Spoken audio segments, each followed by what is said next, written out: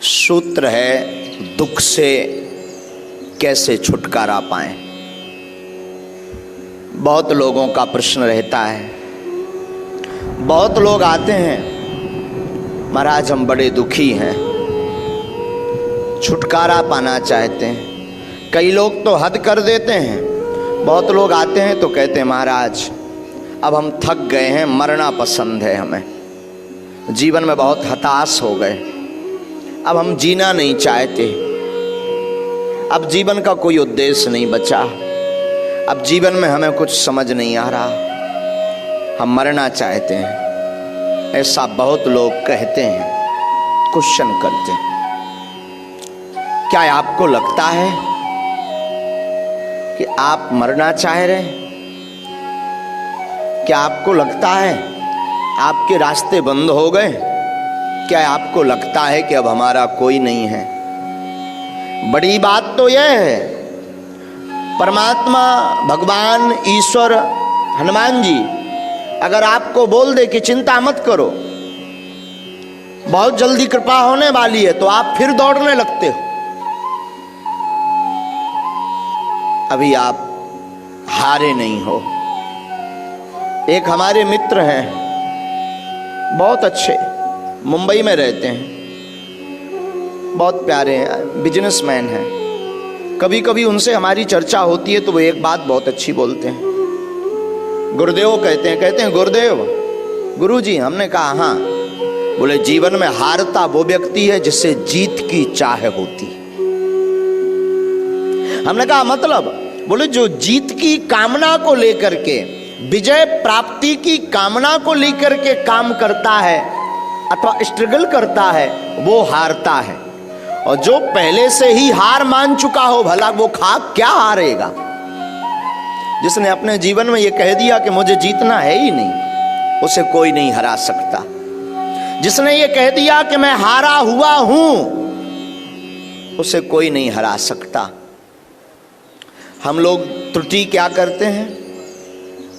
हम लोग गलती ये करते हैं कि संसार पर आशा करते हैं, जगत पर, लोगों पर, फ्रेंड सर्कल में आशा करते हैं। सत्य तो यह है कि जहां आशा है वहीं निराशा है, वहीं दुख है। जहां आपने आशा की वहीं दुख है।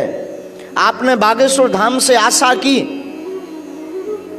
बागेश्वर धाम पर किसी व्यक्ति से आशा की तो दुख है, पर बागेश्वर धाम पर बालाजी से आशा की, हनुमान जी से आशा की तो सुख प्राप्त होगा।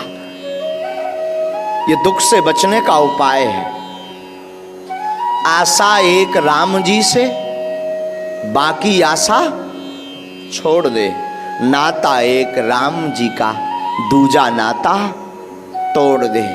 आशा अगर जीवन में रखनी है तो केवल राम जी से रखो, भगवान से रखो। तो बहुत लोगों का प्रश्न है महाराज दुखी रहते हैं, क्या उपाय? बढ़िया उपाय तो यही है कि सुखी होने के लिए मत घूमो, प्रसन्न होने के लिए मत घूमो।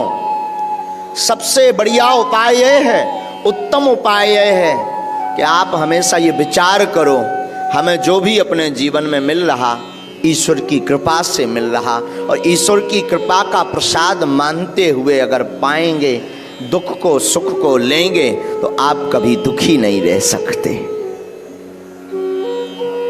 दुख से बचने का यही उपाय है। आप लोग सोचो कि महाराज शायद कोई मंत्र बताएंगे दुख से बचने का।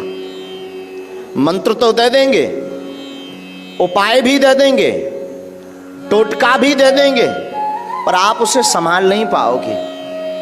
पूछो कैसे? हमने उपाय बता दिया, आप मंत्र का जाप करो, समस्या का समाधान होगा। तो आप एक समस्या का समाधान तो कर लोगे, पर 3 खड़ी कर लोगे। जैसे उदाहरण, आपकी समस्या है मकान, मकान नहीं बन रहा, आप बड़े दुखी हैं। आप आए दरबार में, आपने जिज्ञासा की, आपने प्रश्न किया, आपने अर्जी लगाई, धोखे से आपको मंत्र मिल भी गया, उस मंत्र ने चमत्कार भी कर दिया, जाओ चिंता मत करो मकान बन जाएगा। आपने मंत्र प्राप्त करते ही मंत्र का जप प्रारंभ कर दिया, लेकिन मकान बन गया, परंतु आपने 3 समस्याएं खड़ी कर ली। अब मकान का मेंटेनेंस कैसे चलेगा, मकान में एसी कैसे लगेगी, मकान के बाहर बड़ी बड़ी महंगी महंगी कारें कैसे आ पाएंगी। ये 3 समस्याएं आपने खड़ी कर ली। धोखे से वो मंत्र आपने और प्रयोग किया, आपका बिजनेस चलने लगा, मकान का में एसी भी लग गया, मकान के बाहर बड़ी बड़ी महंगी महंगी कारें भी खड़ी हो गई, लेकिन तब तक बींडनी नहीं आई, ब्याह नहीं हुआ, शादी नहीं हो रही। तब और परेशान, तब और झंझट में फंसे। फिर एक और टेंशन आ गई, अब शादी हो जानी चाहिए। शायद शादी भी हो गई तो फिर बच्चे, अब बच्चे नहीं हो रहे, अधूरे कच्चे क्या करेंगे। तो फिर एक और टेंशन। तो प्रतिदिन आपकी समस्या चलती रहेगी, दुख आपका अनवरत चलता रहेगा।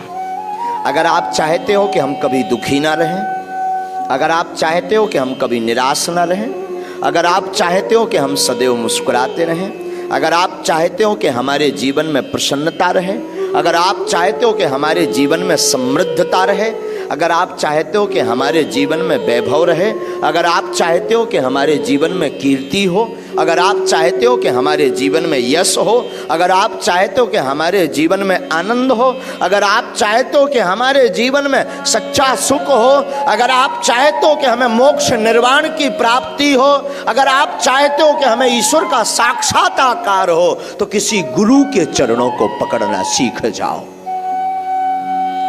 किसी महापुरुष के चरणों को पकड़ना प्रारंभ करो, किसी संत सिद्ध पुरुष के चरणों को पकड़ना प्रारंभ करो।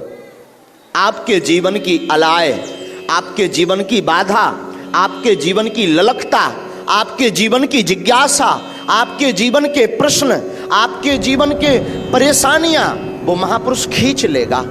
शायद कल रात को हम एक बात बता रहे थे, एक शब्द है, बहुप्रचलित शब्द, जिसका नाम है छत्र और छाया। सुना है? छत्र छाया। सब लोग कहते हैं ना, भगवान की छत्र छाया बनी रहे, गुरुजी की मेहर बनी रहे, बालाजी की छत्र छाया बनी रहे, संतों की छत्र छाया बनी रहे, ऐसा बोलते हैं ना। ये शब्द का अर्थ है जानते हैं? छत्र माने होता छाता, अंग्रेजी में जैसे कहते हैं अम्ब्रेला, छाता। छाता क्या करता है? बारिश होती है तो छाता बारिश को अपने ऊपर ओढ़ लेता, बारिश की बूंदों को आपके सिर पर, शरीर पर नहीं आने देता।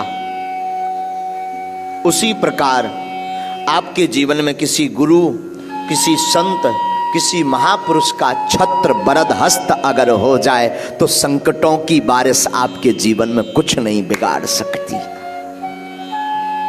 कष्ट आपका कुछ भी नहीं बिगाड़ सकते, पीड़ा आपका कुछ भी नहीं बिगाड़ सकती, रोग आपका कुछ भी नहीं बिगाड़ सकते, परेशानी आपका कुछ भी नहीं बिगाड़ सकती। लेकिन ध्यान रखना, एक ही साध हैं सब सद हैं, सब साध हैं सब जाएं।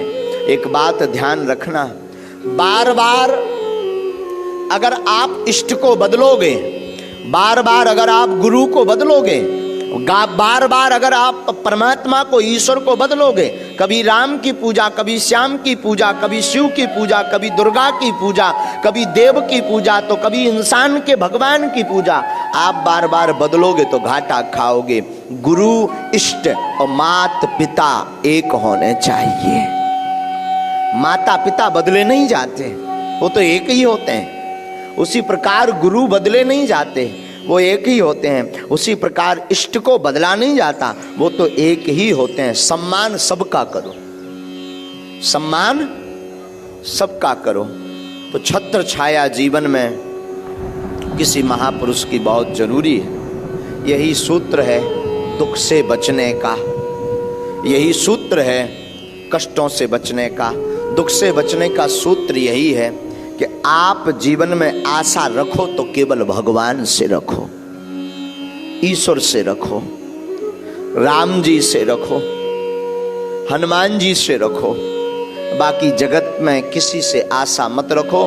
संसार में आशा रखोगे तो घाटा ही घाटा खाओगे। और घाटा तो कुछ लोग समझने में भी खाते हैं। एक बार एक व्यक्ति हमें मिला तो बोला, गुरुजी हम 35 वर्ष से गीता का उपदेश सुन रहे हैं। हमने कहा क्या बात है, बहुत अच्छा। बोले गुरुजी 35 साल से गीता की बात सुन रहे हैं, एक एक बात। हमने कहा वाह बहुत अच्छा। उसने तो हद कर दी। बोले महाराज मैं 35 वर्ष से गीता की उंगलियों के इशारे पर चल रहा हूं। हमने कहा ओ हो, हमें लगा शायद ये श्रीमद् भगवत गीता की बात कर रहा। हमने कहा भाई साहब हद ये बात है कि तुम सुधरे क्यों नहीं हो? जब 35 साल से गीता का उपदेश सुन रहे, 35 साल से गीता पर चल रहे, फिर भी सुधरे क्यों नहीं? तो धीरे से कहता है, दरअसल गुरुजी गीता मेरी घरवाली का नाम है, मेरी पत्नी का नाम है, मेरी वाइफ का नाम है। हमने कहा जय हो, फिर तो अच्छा है। हमने कहा डंडा भी खाओ फिर तो गीता से, और क्या बताएं। तो ऐसे लोगों का उद्धार नहीं होने वाला। हमें लगा शायद ये श्रीमद् भगवत गीता की चर्चा कर रहा, हमें लगा बड़ा विद्वान आदमी है, हमें लगा बड़ा बुद्धिमान आदमी, हमें लगा भक्त भी लग रहा। और उसने तो हद कर दी, उसने तो हद कर दी। और हद करके कहता है कि मैं तो पत्नी का नाम गीता रखे हुए। तो केवल नाम रखने से काम नहीं चलना है, नाम में कुछ असर हो। उसी प्रकार जगत के प्रपंचों में देखो, संसार का नाम ही है दुखालय। इस संसार में तुम्हें दुख ही दुख मिलना है। सुख की अगर चाह है, आनंद की अगर चाह है, तो गांठ बांध लो, बालाजी की शरणागति ले लो। आज नहीं तो कल स्वभाववश आपको प्रसन्नता मिलेगी, आज नहीं तो कल स्वभाववश आपको सुख मिलेगा। ये था दुख से बचने का